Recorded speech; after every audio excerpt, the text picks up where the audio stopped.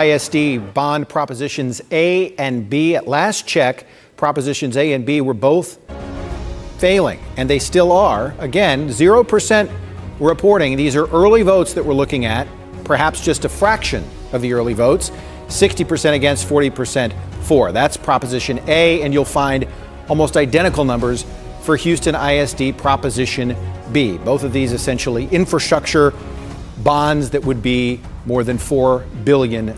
For more perspective on the outcome so far tonight, we want to go to Liliana Pearson. We know she is live at the Teachers Union. We know they were in, at least to some degree, against propositions A and B. Yeah, so far this room is pretty happy with the results that are coming in so far. This is going to be your group that is staunchly against both of the propositions, A and B. Not because they don't think that the school district needs money, but because they aren't happy with the state takeover, and they really aren't happy with who they appointed as the superintendent, Mike Miles. As you mentioned, these numbers that we're seeing come in right now, these are going to be your early in-person votes and some mail-in votes. We saw those first numbers coming in just before 7:30. That's when we knew those earlier results were going to come in. Since then, I haven't seen anything new come in. I've been endlessly refreshing my browser to see if there's anything else going on. But this is the room that we have right now. People are chatting with each other, talking, getting to know each other. Lots of these people were actually out at the polls until the last minutes, talking to voters as they were going through those doors, trying to sway them and get across that they did not want either one of these propositions to pass. So now that we have seen both of these early results come out for both these propositions, I asked a few people here in the room, hey, how are you feeling about these early numbers?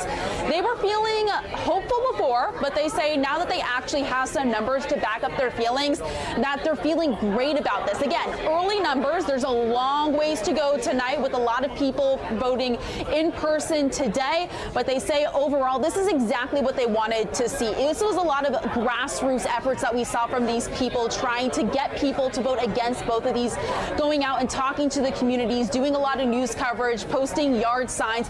This wasn't something that you saw this group spending a lot of money on. So they were really relying on word of mouth to get out and to try to convince people to vote no on both of these propositions.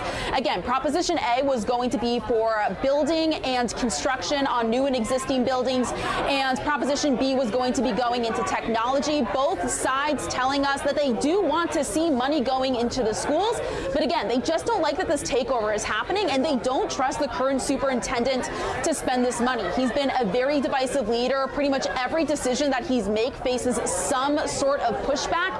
And the groups that we are seeing in favor of this proposition are mostly going to be people that are in the architecture and the building world, people that could potentially benefit from this passing. So this is where we're going to be hanging out tonight, the group that is, again, against this bond passing. We did reach out to the district as well as this group that is in favor of the bond, both of them telling us they didn't have any watch party plans tonight, no indication if they would have any sort of comment whether the bond goes one way or another. So we're going to be hanging in here, continuing to watch these numbers roll in. Hopefully we're going to be getting some more here in a little bit to try to get a better understanding of how people were voting today. Tom? Liliana, thanks so much for that perspective tonight. We're going to take a break.